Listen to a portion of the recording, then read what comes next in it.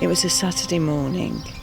I turned on the television and immediately the news came up that 3 soldiers had been killed.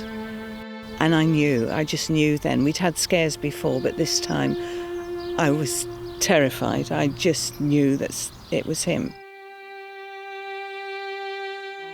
The vehicles weren't fit for purpose. They were old vehicles that had been used.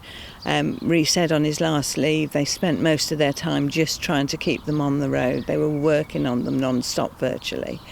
And I learnt that a device should have been triggered to warn them that there was an explosion on the side of the road, and it didn't happen.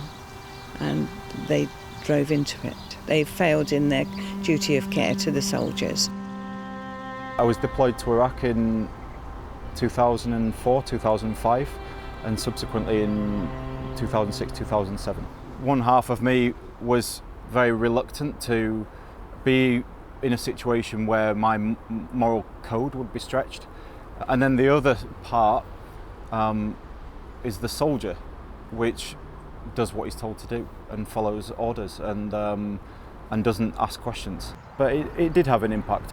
When you have a pre-scheduled meeting with a friend and then you go to meet that friend and he's died overnight, bombardment and the damage and the casualties that it's causing, it does have an impact. I first became aware of the possibility of service-related PTSD very recently. How it manifests itself day to day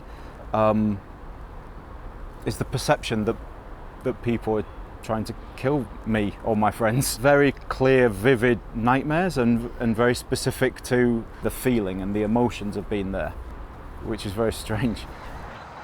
I border on hate with Tony Blair. He was responsible for taking us into Iraq, for the soldiers being killed, for not looking after them. He didn't have a plan for when we left Iraq. The Iraqi people weren't looked after. It's chaos, and it's still chaos there. We can see the mistakes that were made, and I think that it's important for him as an individual and for us all collectively to use this terrible experience and to learn from it. When you lose a child, it's with you all the time, constantly, and it doesn't get any better.